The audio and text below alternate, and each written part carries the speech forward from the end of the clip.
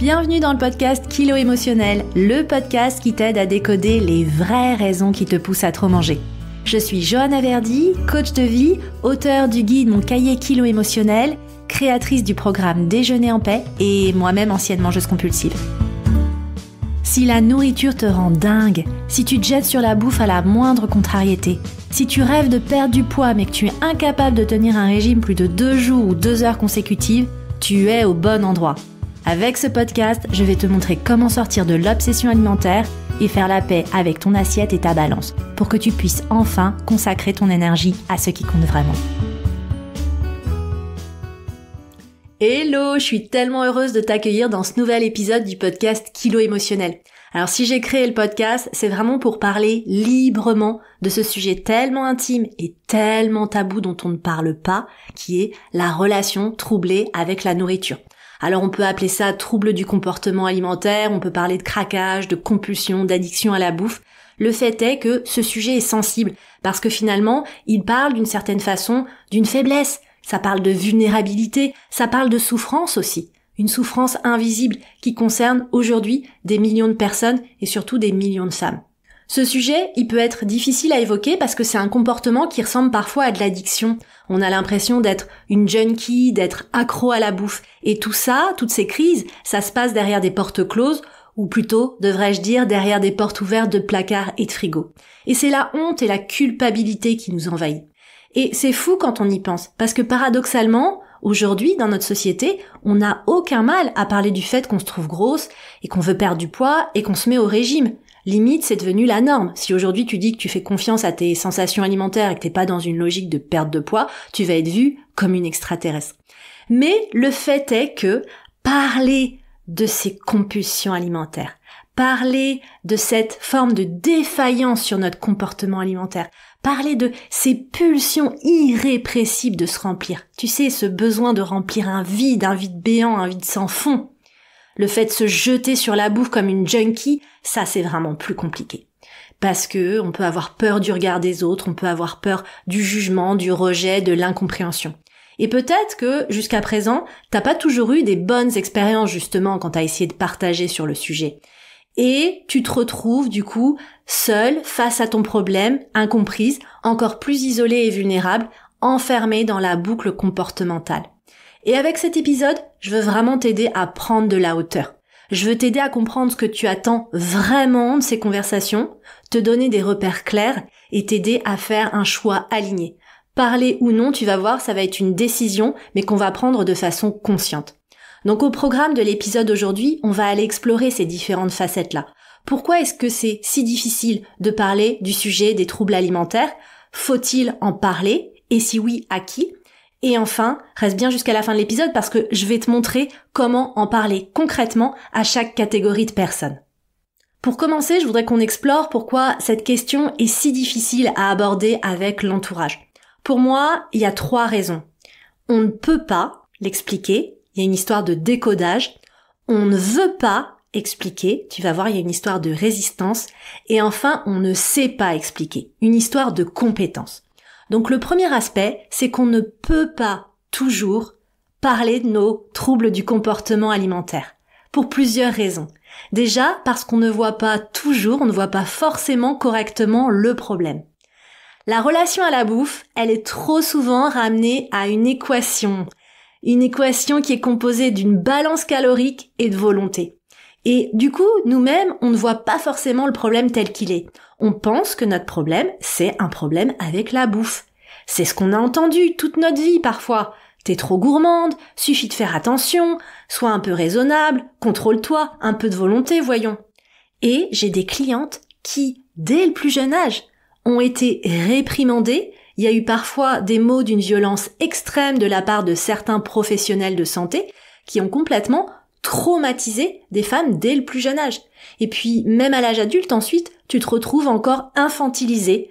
On t'explique des choses pourtant simples sur la nutrition, mais t'es pas capable de les appliquer.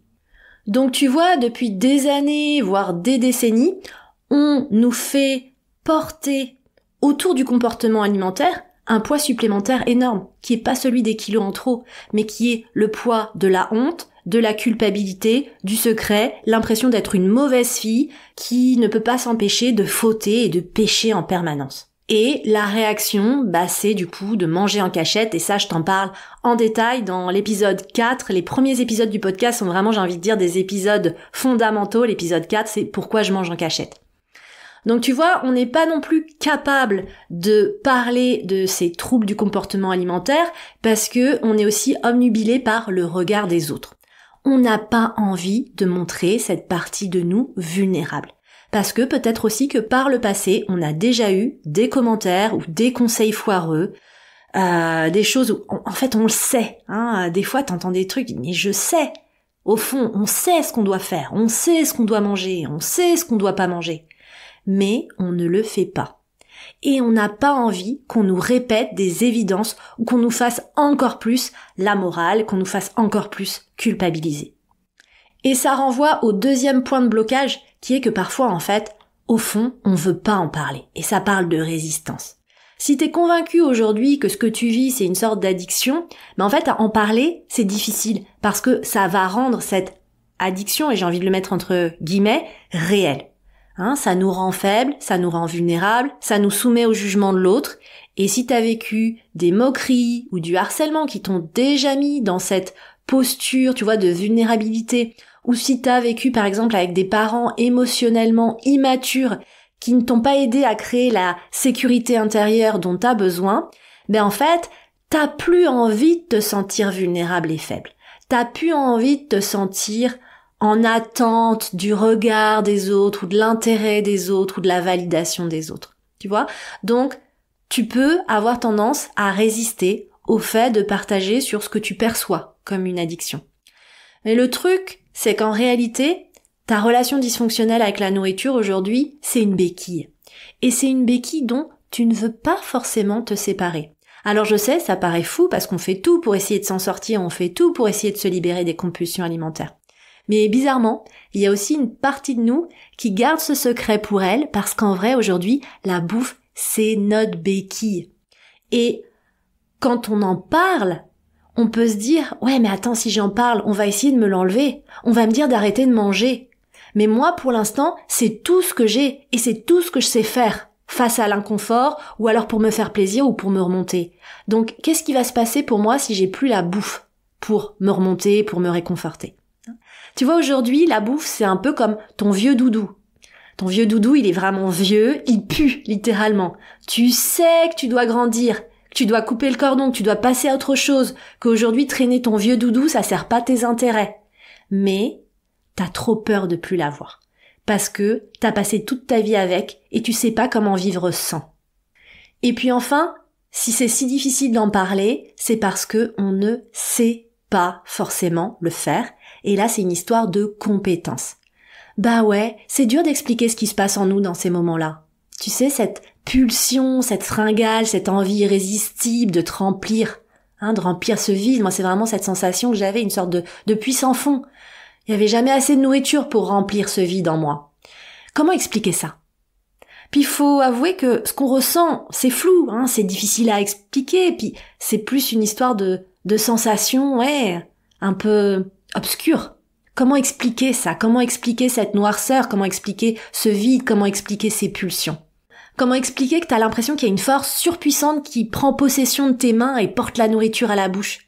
Si on dit ça, franchement, on va passer pour une dingo, une schizophrène. Mais c'est pourtant ça qu'on ressent parfois.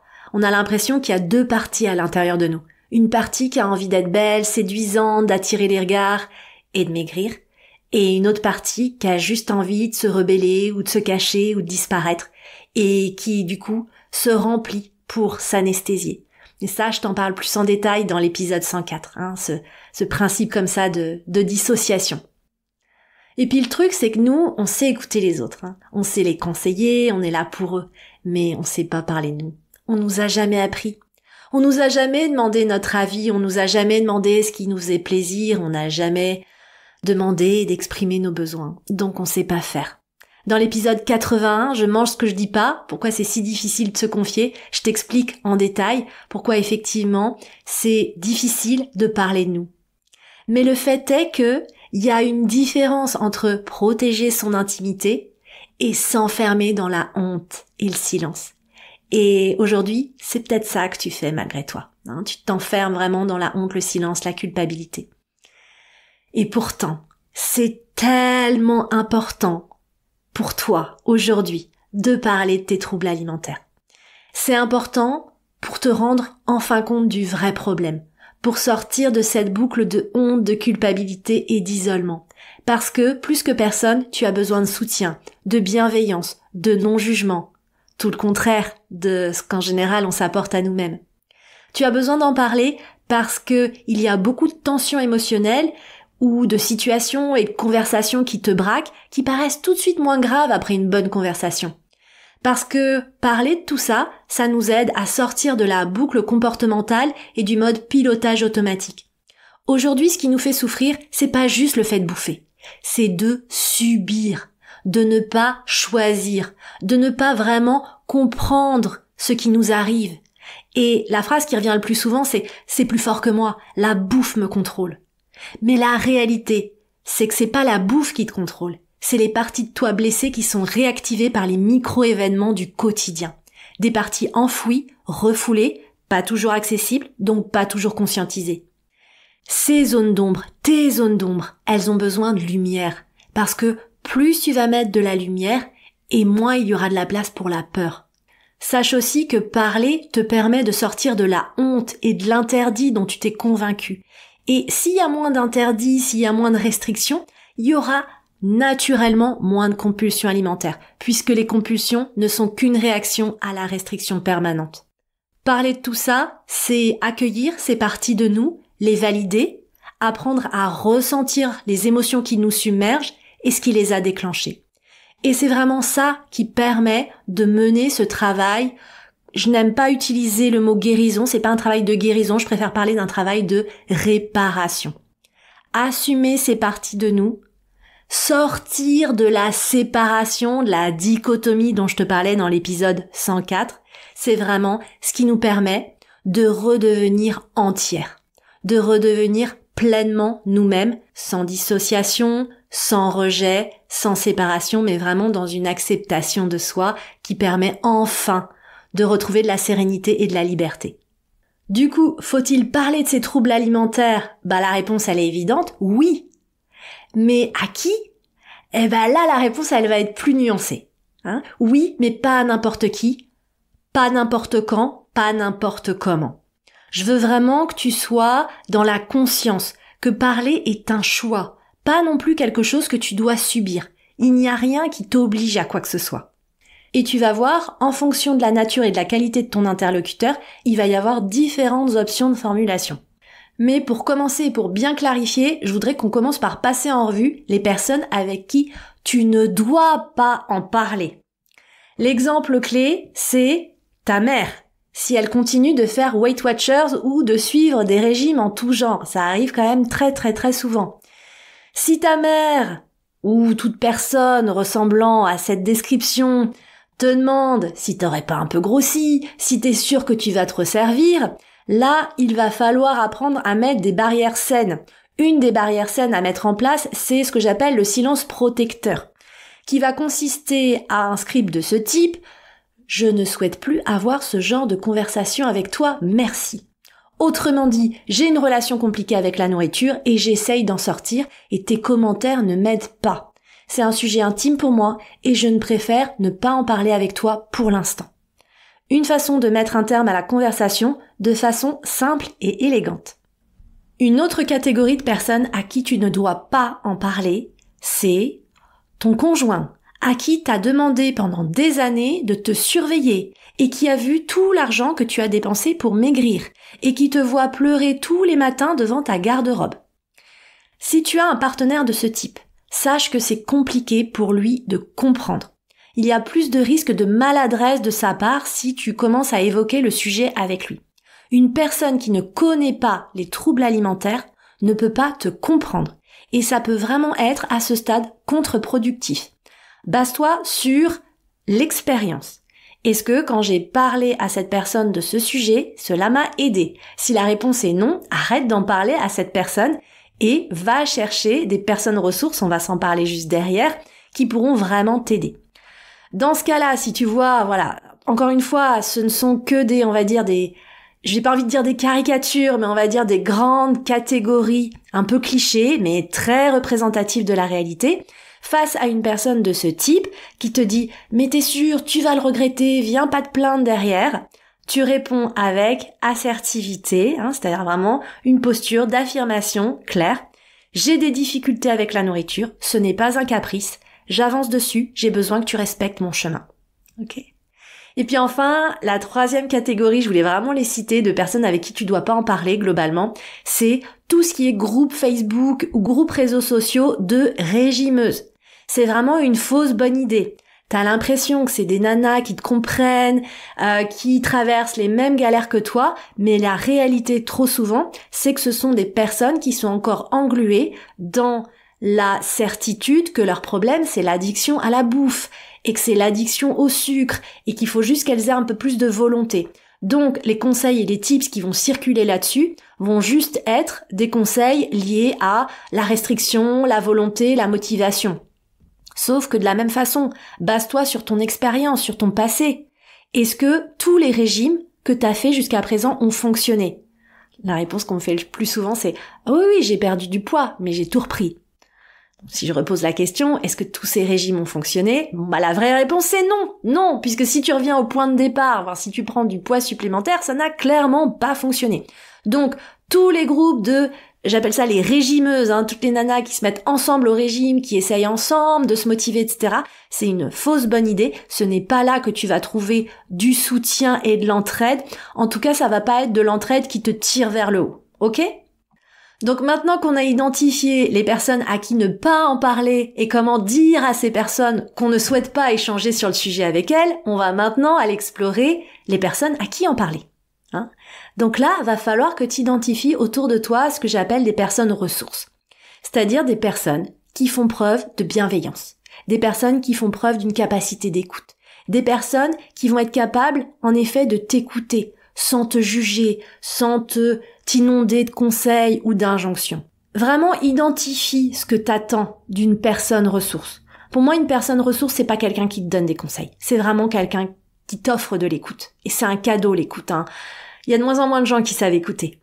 Mais rappelle-toi que, en parlant, tu ne le fais pas pour l'autre, tu ne dois rien à l'autre. Tu le fais pour toi. Tu ne dois rien à personne, mais tu te dois la vérité à toi-même.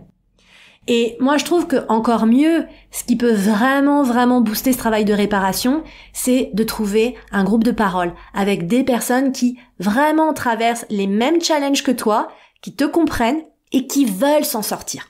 Et ça, c'est la grande différence avec les régimeuses, celles qui ont vraiment compris où était le vrai problème, celles qui se reconnaissent dans ce podcast, celles en qui ça résonne, qui veulent s'en sortir, qui veulent retrouver la liberté alimentaire, qui veulent sortir de l'obsession de la perte de poids, celles qui ont un niveau de conscience sur ce sujet, qui ont compris que le vrai problème, c'est plus profond que la bouffe, là, ça va être intéressant pour toi.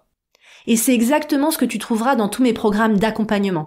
Que ce soit Déjeuner en paix, mon gros coaching intensif sur 3 mois, qui en ce moment est complet, mais qui va redémarrer soit en septembre, soit en janvier, soit dans mon programme vraiment qui est plus orienté passage à l'action activable, qui est vraiment la première marche de tout, qui est Mission Sensation Alimentaire, où là aussi, t'as un groupe d'entraide avec des personnes qui vraiment ont compris que ce sont les régimes, la restriction et la honte et la culpabilité qui les ont menés là.